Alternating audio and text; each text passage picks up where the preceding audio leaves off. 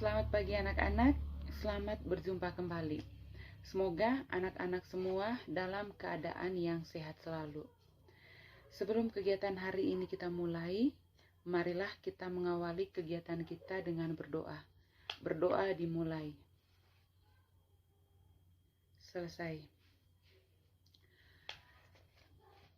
Baik anak-anak, ada yang tidak hadir hari ini? Syukurlah kalau semuanya hadir pada hari ini. Materi kita pada hari ini adalah tema 2, udara bersih bagi kesehatan. Subtema 2, pentingnya udara bersih bagi kesehatan, pembelajaran ketiga. Anak-anak, membaca adalah kegiatan melihat dan memahami isi dari suatu teks yang tertulis dengan cara melisankan atau hanya dalam hati. Tujuan dari membaca adalah memperoleh informasi. Untuk menemukan informasi dari bacaan, perlu menjawab pertanyaan yang berkaitan dengan buku. Ada beberapa pertanyaan yang digunakan yang dapat membantu dalam menemukan kata tanya. Misalnya, yang pertama, kata apa. Kata apa berfungsi untuk menanyakan benda atau sesuatu, keadaan atau perubahan, dan segala sesuatu yang berkaitan dengan isi atau pokok bahasan. Jawaban untuk kata apa adalah benda atau sesuatu, pengertian maupun penjelasan tentang hal yang ditanyakan. Lalu kata di mana.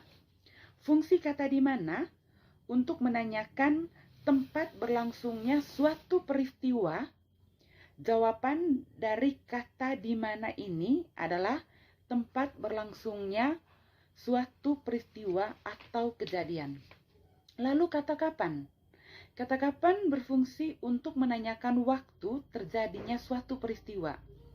Adapun jawaban dari kata kapan adalah waktu kejadian terjadinya sebuah peristiwa atau kejadian yang dapat berupa jam, hari, tanggal, bulan, ataupun tahun. Lalu kata siapa. Kata siapa berfungsi untuk menanyakan orang atau pihak yang terlibat. Jawaban dari kata tanya siapa adalah orang atau pelaku. Lalu kata mengapa. Fungsi dari kata mengapa ini itu untuk menanyakan sebab atau alasan suatu peristiwa terjadi. Jawaban dari kata mengapa adalah tentang sebab suatu peristiwa yang terjadi dan ditandai dengan pemakaian kata hubung, yaitu kata karena dan kata sebab. Lalu kata bagaimana. Kata bagaimana berfungsi untuk menanyakan keadaan atau kejelasan tentang suatu hal, cara atau proses pengerjaan sesuatu. Jawaban dari kata bagaimana adalah penjelasan tentang keadaan, cara atau proses. Nah, anak-anak, setelah kalian mendengar penjelasan singkat tersebut, sekarang coba kalian buka buku siswa kalian halaman 77. Di situ ada teks percakapan yang berjudul Kerja Bakti. Kalian baca teks tersebut. Setelah kalian baca teks tersebut, lalu kalian jawab pertanyaan-pertanyaan yang ada di bawahnya. Nah, jawaban pertanyaan dari teks tersebut kalian jawab, lalu kalian kirim melalui WA grup kelas kita. Ya anak-anak ya. Nah, anak-anak, sekarang kita coba membaca suatu percakapan antara Nobita dan Gian. Ya, Ibu bacakan ya. Nah, yang pertama adalah Nobita. Hai Gian, apakah kamu kemarin mengikuti kerja bakti? Gian, tidak Nobita, kemarin aku tertidur. Nobita, wah, padahal kerja bakti itu kan hasil musyawarah seminggu lalu. Dan itu harus kita lakukan. Gian, memangnya kenapa Nobita? Nobita, Itu kan salah satu kewajiban kita sebagai warga masyarakat yang baik. Ya, nah anak-anak, itu percakapan antara Nobita dengan Gian. Nah, setelah kita membaca atau mendengar percakapan antara Nobita dengan Gian, kita mengambil suatu kesimpulan bahwa keputusan musyawarah merupakan salah satu contoh kewajiban yang harus kita lakukan sebagai warga masyarakat.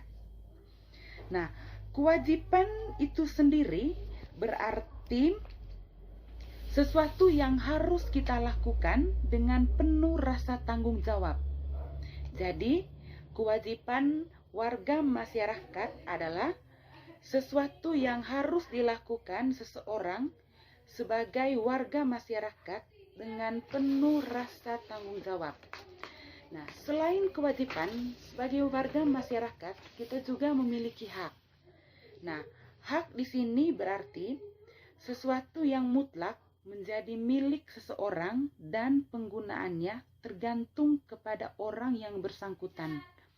Jadi, hak warga masyarakat adalah sesuatu yang mutlak menjadi milik seseorang yang berkedudukan sebagai warga masyarakat. Bentuk hak warga masyarakat seperti berikut. Ya, yang pertama, hak mendapat perlindungan hukum. Yang kedua, hak mendapat pekerjaan dan penghidupan yang layak. Lalu hak yang ketiga, menikmati lingkungan bersih. Yang keempat, hak untuk hidup tenang dan damai. Yang kelima, hak untuk bebas memilih, memeluk dan menjalankan agama. Yang keenam, hak berpendapat dan berorganisasi. Dan yang ketujuh adalah hak untuk mengembangkan budaya daerahnya sendiri. Nah, anak-anak, salah satu hak kita sebagai warga masyarakat adalah mendapatkan pekerjaan dan penghidupan yang layak. Nah, untuk mendapatkan penghidupan yang layak, maka kita harus bekerja. Ada berbagai jenis kegiatan ekonomi yang bisa kita lakukan, ya, baik kegiatan ekonomi yang dilakukan secara perorangan maupun kegiatan ekonomi yang dilakukan secara kelompok. Nah, jenis-jenis ekonomi yang dikelola baik secara sendiri maupun secara berkelompok diantaranya adalah sebagai berikut. Yang pertama, kegiatan ekonomi yang dikelola secara sendiri. Contohnya adalah kegiatan pertanian, lalu usaha perdagangan, lalu usaha jasa, dan juga industri kecil. Yaitu contoh kegiatan ekonomi yang dikelola secara perorangan. Nah, adapun juga jenis kegiatan ekonomi yang dikelola secara kelompok. Ya, contohnya itu adalah firma. Lalu ada PT atau perseroan terbatas. Lalu ada persekutuan komoditer atau CV. Lalu ada BUMN, Badan Usaha Milik Negara, dan juga ada koperasi. Anak-anak, itu jenis kegiatan ekonomi yang dikelola baik secara sendiri maupun secara kelompok. Nah, setelah kita mengetahui kegiatan-kegiatan ekonomi tersebut, ya, dengan demikian materi kita pada hari ini cukup sampai di sini dulu. Nah, anak-anak, bagaimana? Apakah kegiatan kita hari ini menyenangkan? Ya, pasti tentunya menyenangkan sekali ya. Nah, sebelum Ibu menutup pertemuan kita pada materi ini, sekali lagi Ibu ingatkan agar kita harus tetap semangat dalam belajar dan jangan lupa selalu menjaga kesehatan dengan cuci tangan secara teratur, selalu pakai masker, dan selalu menjaga jarak. Nah, anak-anak, dengan demikian pertemuan kita selesai. Akhir kata, Ibu ucapkan sampai jumpa di pertemuan berikutnya dan terima kasih.